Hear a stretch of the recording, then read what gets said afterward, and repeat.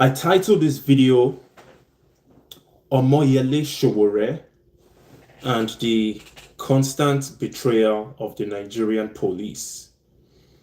The reason I tagged it the constant betrayal of the Nigerian police is because Sowore has always had an issue with the police, right? And the only reason why he's always had issues with the police is because the police do the dirty biddings of the politicians. And you don't need to be explained to right now in 2025 that the politicians, they mean no well for the people or for the country. I'm talking about Nigeria. So Sowore recently went on a campaign. That campaign was he basically went against the grain, going out there to protest on behalf of the police. Now, this is a guy that has been brutalized so many times, and a lot of us had questions because we support him. We support him standing up against the injustice in Nigeria, and he's been doing it for so long, for 30-something years. So he went out there, he started protesting. That was in August. He galvanized retired police officers, told them, let's come together, let's go and protest for our pensions to be paid. Or rather, I will lead the protest to the police headquarters on behalf of you guys, the retired police officers, so that we can ask for your pensions and gratuity to be paid. Now, the vast majority of us, even those of us that support Sowore, we didn't really like the concept, to be honest, because why are we protesting in favor of people that brutalize us? Because that's the job of the police. Their job is to brutalize us, especially when we go out there to demand for a better country. I mean, you all should know by now that Nigeria has completely failed as a country, okay? We're talking about for 125 years, right now in 2025, the country with the lowest life expectancy in the world, Nigeria. So if that kind of country where for 125 years, one of the largest deposits of crude oil in the world, tons of mineral resources, there is no excuse for us to be poverty stricken. But not only do we have the lowest life expectancy in the world, we are also the poverty capital of the world. We actually overtook India. But I digress because I'm trying to explain why we are in an absolute mess as Nigerians. Then we have a guy, Sowore. He says, let's go out there, let's go and protest in favor of the police.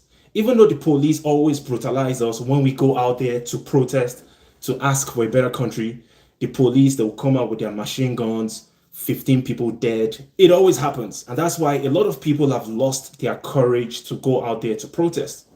It's understandable. And I also think that a lot of people from outside looking in, they're looking at Nigeria. They are so disappointed in us. They're like, what's wrong with you guys? Why can't you guys get it together? How come you guys are a disgrace to Africa? And I agree, we are a disgrace to Africa because we just can't figure out how to get out of this mess. What makes it worse is when you have few courageous people that are bold, they go out there, they are standing up in support, standing up against injustice and protesting on our behalf, basically taking the courage that a lot of us don't have. What ends up happening? People like us that are also victims of the country. Keep in mind, in this country with 200 million people, approximately, 150 million are living in multi-dimensional poverty, regardless of the natural resources and everything. So when a bold individual like Sowore goes out there and he starts protesting, you have a bunch of Nigerians that are also victims of Nigeria They are fighting against him. They are angry with him. They're like, why is this guy, why is he a troublemaker? Why is he always causing trouble? Why can't he conform to the injustices that we all suffer? Sowore needs to shut up. He needs to keep quiet. He needs to conform to the injustice that we all face. And that reminds me of a quote from Benjamin Burumbo. Burumbo said, each time I want to fight for African rights, I use only one hand because the other hand is busy trying to keep away Africans who are fighting me for trying to fight for a better country. And we've seen that play out recently, not just with the police. I'm going to get back to the police conversation. We saw that play out recently with obviously the APC, the ruling party, APC. Their members are anti-Sowore and they are anti-justice. They love the status quo. They would rather Nigeria remain the way it is because they financially benefit from the current structure of Nigeria. I'm talking about APC. And the same thing applies to PDP as well. All these top political parties, they are all the same. They benefit from the 150 million impoverished Nigerians. The other 50 million, it's not like they are wealthy. They are just okay. It's only like 5% of the population that is extremely wealthy. The remainder of the population, hopeless, perpetually hopeless. So it's understandable that the APC members and their supporters, they like it how it is. It's understandable. And they are the ones that we are trying to challenge. But then, the same police institution, by the way, the Nigerian police is one of the most cowardly, one of the most disgraceful, one of the most useless entities you can ever come across. It's so bad with the Nigerian police that if you are being physically mugged, assaulted, if you are being robbed, it's actually sometimes better if you don't call the police to come rescue you. I'm talking about the Nigerian police. It's better that you just go figure it out yourself. Because if you invite the police into that situation, you will be in more trouble. You would end up having to pay money. You would end up having to buy them gasoline that they are going to use to fuel their vehicle. It's a mess. So all these police guys that are also victims of Nigeria, because they're also poverty-stricken, just like the rest of us. Absolutely poverty-stricken, absolutely hopeless. I need to show you the barracks, the police barracks, an average-looking police quarters in Nigeria, what it looks like. It's an absolute mess. It's an eyesore. It looks like a place where they just dropped bombs and grenades. It looks like a war zone. Zero infrastructure, no amenities, absolutely nothing. These guys are defecating outside. These guys are defecating outside in the bushes, the Nigerian police. But at the same time, Nigeria is going through a terrorism issue whereby we currently have maybe 10 different terror groups operating across the country, kidnapping people in mass numbers, murdering people. They kidnap people oftentimes. They ask for ransom from their family members. Let me show you one video. I'll show you guys a quick video of a lady that was kidnapped recently. And this is going to segue us into the other part of the conversation. Kidnapped lady, Nigeria. Like this happens all the time, just so you know. It's not, oh, thank God, she has been released. And you know one thing that Nigeria reduced us into? Nigeria reduced us into a people that the only hope that we have is God. That's why Nigerians are so prayerful. Nigerians are so spiritual. It's not because they genuinely are spiritual or they are prayerful. They are that way because they are hopeless. There is nothing else to hold on to tangible in the world. So Nigeria has conditioned most of us, minus me, to holding on to a dream of an afterlife. Meanwhile, our physical state on planet Earth is an absolute mess. So this young lady was kidnapped recently. Just trying to look for that video. Aisha kidnapped. And she's just one case out of hundreds of thousands of people. Aisha kidnapped Nigeria. So this video is very traumatizing, but at the same time, I need you to know that she has been released. I just seen that news right now while searching for her story.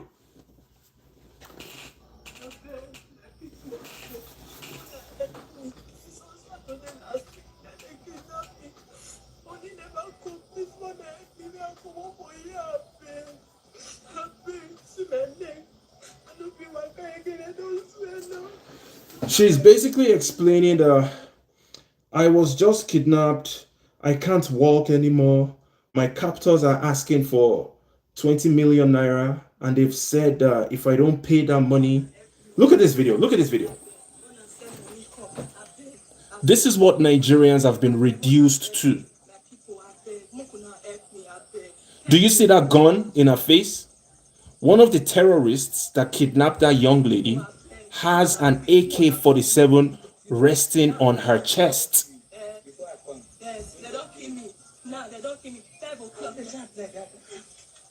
So the lady is absolutely traumatized. And guess what? These types of videos, there are thousands of them out of Nigeria. So for we, the so-called Nigerians, many of us have become desensitized to these types of videos because we see these videos every single time. I've seen way worse videos. I've literally seen videos of people that have been decapitated, their heads played like soccer balls in Nigeria, in Katsina. I've seen the most grotesque types of videos that you can imagine. So you can imagine the types of trauma that has piled on year after year after year on the victims of Nigeria. Many people have mental problems these days. Sometimes you need to take a break from Nigerian news so that you can manage your mental health if you're not in Nigeria. But if you're in Nigeria, you're constantly looking over your shoulders because you never know when you're going to be the victim or when your family members is going to be the victim. You're already dealing with extreme poverty, suffering, and then you don't know when you're going to be kidnapped or something crazy. That young lady, typical example of an average Nigerian victim. The terrorists, they have TikTok accounts, they have social media pages. They post their victims on their social media pages so that the victims' family members can see, or sometimes just to taunt the government. The government does nothing about it, absolutely nothing. Their only responsibility is to take care of themselves, the corrupt government officials. So back to the police. Omoyele Sowore, one of the individuals, one of the very few individuals in Nigeria, standing right there in the middle of the fire, decided, let me protest in favor of the police. Because the police, even though Nigerians don't like them because they are useless, I'm still going to protest in their favor because eventually, if we can get the police on our side, they are already on our side as oppressed people.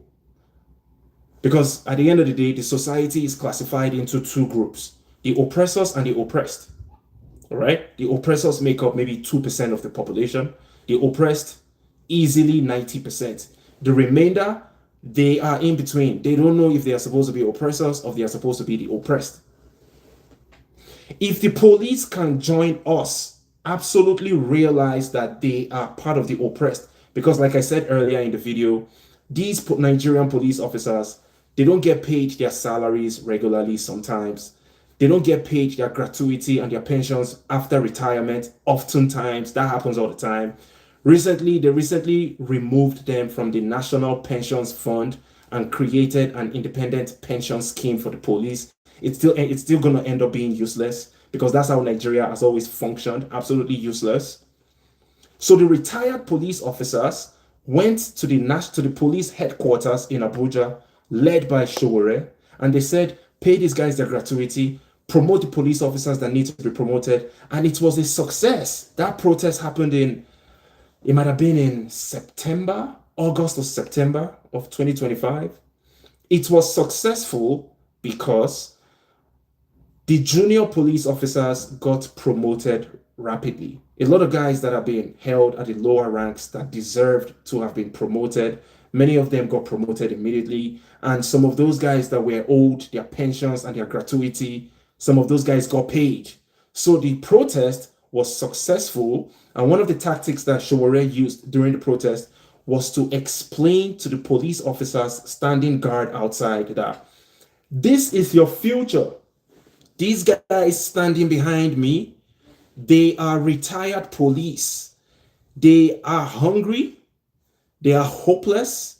They don't even have food on their plates. They don't have food in their houses. Some don't even have houses to go back to because their houses have been demolished or they never could pay to afford a house after serving the police for 35 years. Some of these police officers, after retirement, 35 years in service, they got paid 2.5 million naira as their gratuity. Convert that to, let's say, dollars. 2.5 million naira in US dollars is about maybe $2,000. So you work for 35 years. After 35 years, now you're 65 years old. Your gratuity without any pension is $2,000. That is the life of the Nigerian police. So how come today the same Nigerian police, absolutely useless, like I said, cowards? You saw that young lady that I just showed you, kidnapped victims. The Nigerian police will never go after the kidnappers.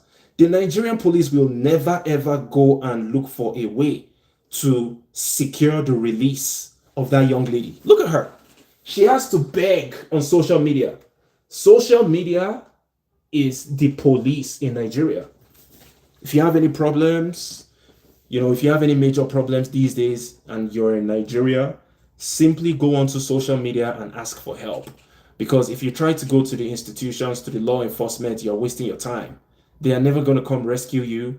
Their only job is to make sure that they protect the criminals, the oppressors that made Nigeria an absolute mess. They're not going to go rescue that young lady. Thankfully, I just seen it now on social media that she has been rescued. So these coward police officers, Sowore once again staged a protest. Free Nnamdi Kanu. What is the story behind Nnamdi Kanu? Nnamdi Kanu is a guy from the southeastern region of Nigeria, just like many of us, absolutely depressed about Nigeria, absolutely frustrated, which is right. Because if you're a normal human being, if you have a brain working in your head, you will be frustrated about Nigeria. I don't even care about where you're from. The only people that are not frustrated about Nigeria, the only people that like Nigeria the way it is, are the people benefiting from the destruction of Nigeria. And guess what? The Nigerian project, it only favors 5% of the population. And I'm going to give you a quick history class. The way Nigeria came to be, it wasn't as a result of our progenitors, our ancestors. It was as a result of the choices and the decisions of Europeans. So during the scramble, before the scramble for Africa, 1885, we already had all types of Europeans swarming around West African region, Central Africa, Southern Africa. At some point, the British, the French, and the Germans, they were having a clash over what territory they controlled. So the British, the French, and the Germans, they decided to go back to Europe in Berlin. And they said, listen, let's come to an agreement. Let's demarcate this piece of land that we just conquered for our own benefit. So the piece of land that is today known as Nigeria was given out to the British. Back then, there was a contention between the British, Germans, and the French. The piece of land was given to the British full control. When the British took over the control of that land, one of the workers of the Queen of England, Frederick Lugard, him and his girlfriend, they weren't even married, just a young couple. The girlfriend, Flora Shaw, she gave that piece of land a name. She called it Nigeria. Until this day, For some stupid reason, we have not been able to change that useless name. Maybe that's part of the curses that is following Nigeria till this day. That's why, maybe that's one of the reasons why Nigeria is just unable to make headways in life. That is the genesis of Nigeria. Let's go back to Nnamdi Kanu. Nnamdi Kanu was like, listen, I'm sick and tired of this country. We are sick and tired of this country. There was a supposedly civil war between 1967 and 1971. The civil war ended up killing 3 million of people from my ethnic group, the Igbos. Until this day, 2025, the Nigerian project still treats us, the Igbos, a certain way. Plus, we have no amenities, no infrastructure, no security, and we have an encroachment of terrorists coming into our bushes, kidnapping, killing, raping, destroying our people. For that reason, we need to get out of this relationship. We no longer want to be a part of Nigeria. And that decision from Kanu spread quickly. A lot of people supported it. We're like, listen, let's even go back to the history of this country. What exactly are we doing? This country is a mess.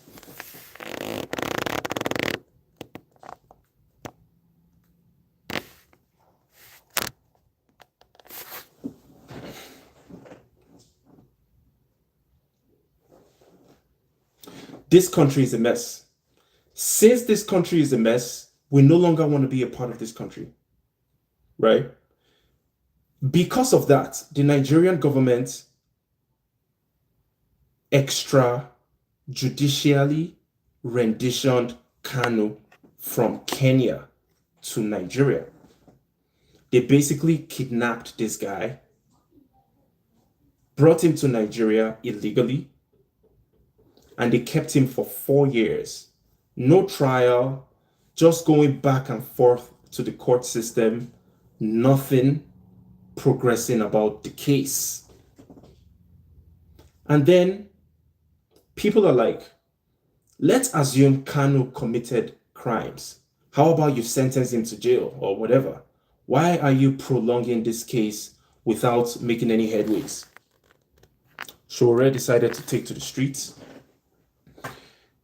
Free Nnamdi Kanu protests. Kanu already has a lot of supporters.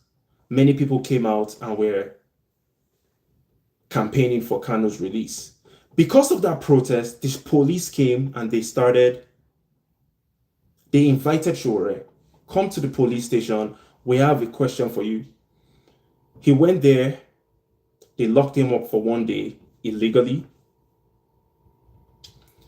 The court granted him bail.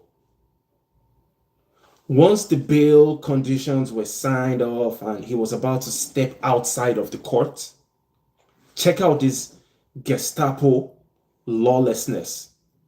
There were 50 police officers, at least 50 police officers, standing outside the courtroom, waiting for Sowore to step out. Once Sowore stepped outside the court, they manhandled him, they bloodied him and his lawyers, and then they took him away to an unknown destination. Again, now this is one of the last people that is standing up against the system without encouraging people to pick up arms, without encouraging people to meet the system with the same violence that the system meets us with.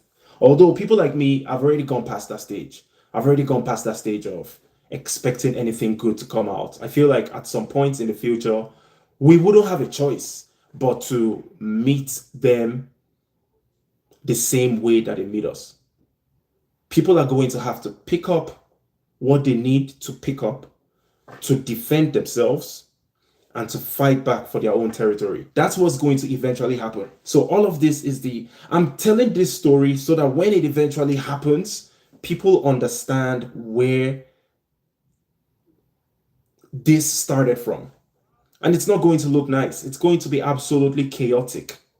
It's going to be worse than it happened in Nepal. It's going to be worse than most of these revolutions that you're seeing happening across the world. It's going to be worse because ours has been building up and building up and building up. It's only going to take one spark, and once that spark happens, it's going to be nasty. It's out of my control at this point, because when you're dealing with millions and millions of people that are hopeless, that are confused, that are absolutely poverty stricken, and then they have an opportunity to explode, it's going to be a mess. It's just human nature. This is how they treated Sowore at the courtroom. As I was coming to the court premises, what I saw today, I couldn't believe it. Even the judge who was about to enter, they denied him entrance to the court. Even me, I was like surprised at what was happening and everything. Even at the end of the court, he was granted bail.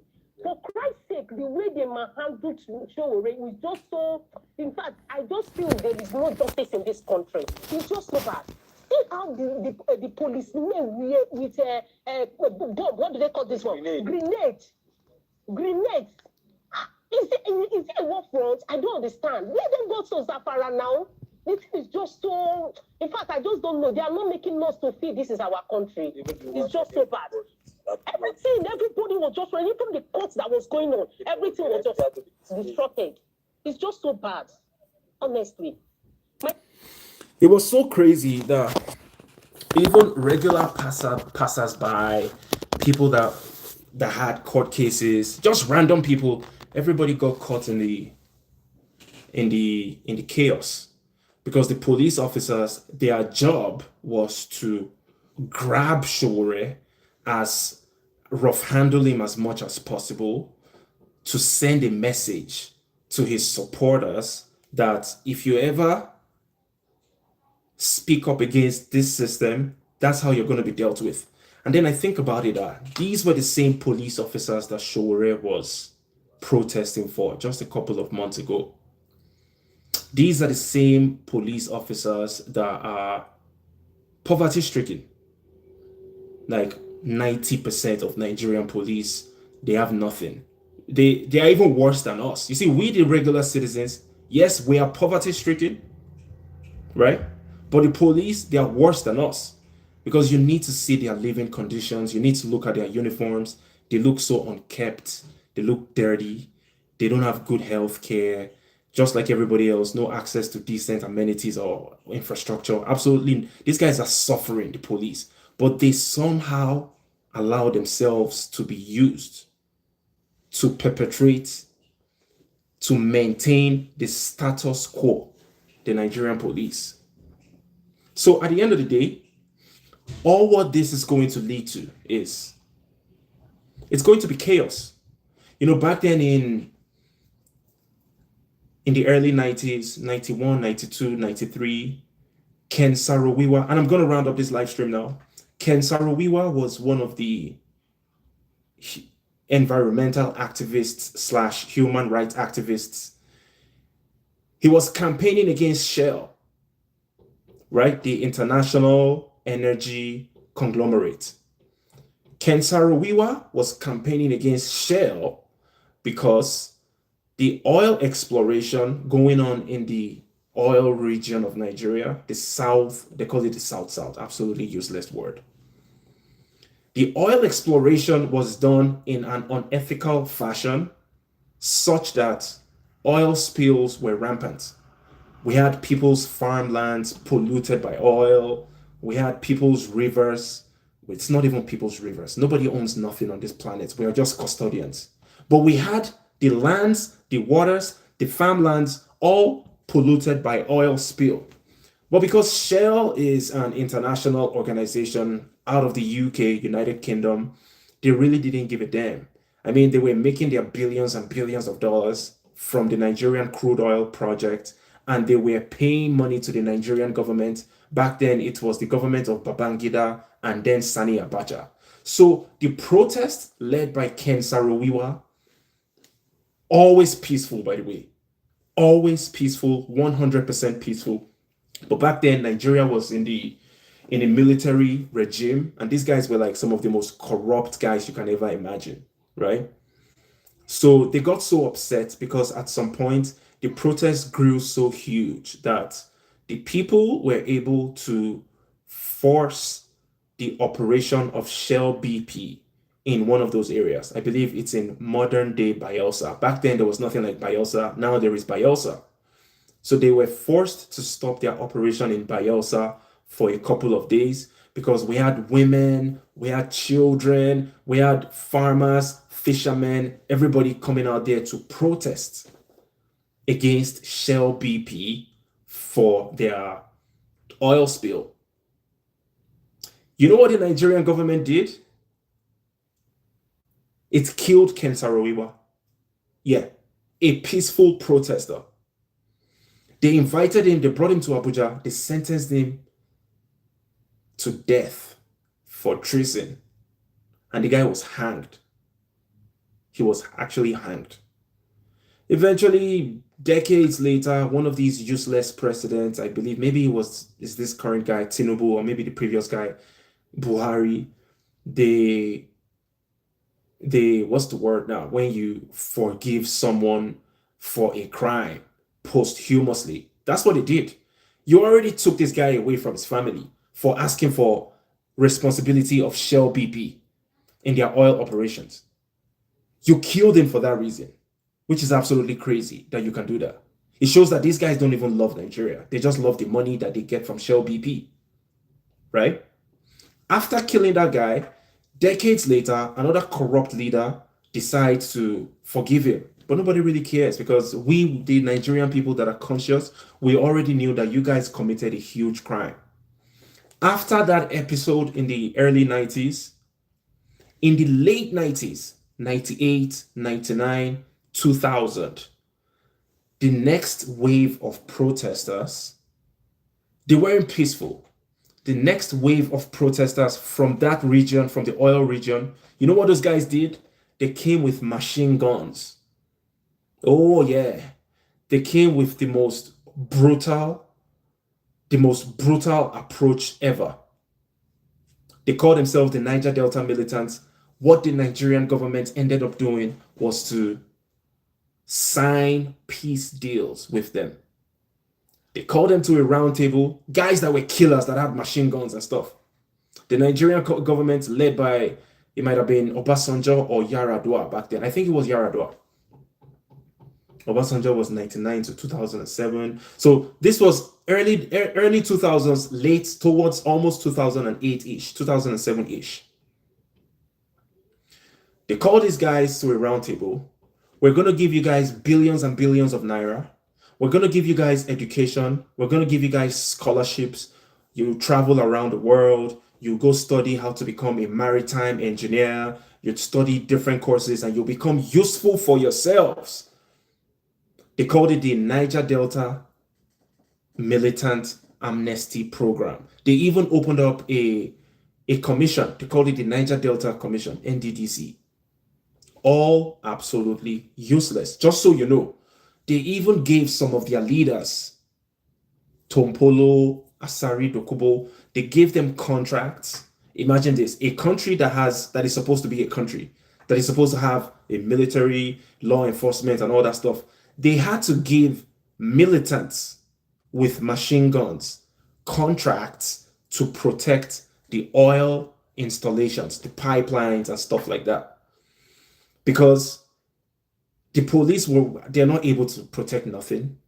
If the police see bad guys come in, they take off their uniforms and they run away. That's what they do, right?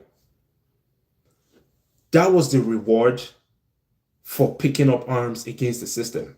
When the people picked up arms against the Nigerian system, they were rewarded with money, education, and resources.